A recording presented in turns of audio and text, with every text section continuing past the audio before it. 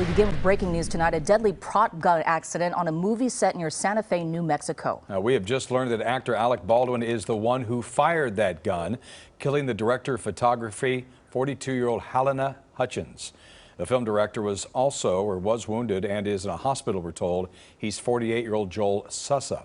The production company for the movie Rust released a statement today which reads in part, "There was an accident today on the New Mexico set of Rust involving the misfire of a prop gun with blanks. Production has been halted for the time being." Well, Souza is being treated at Christus St. Vincent Regional Medical Center tonight. Witnesses are being interviewed by detectives. Be sure to stay with KCAL 9 for continuing coverage of this breaking news story.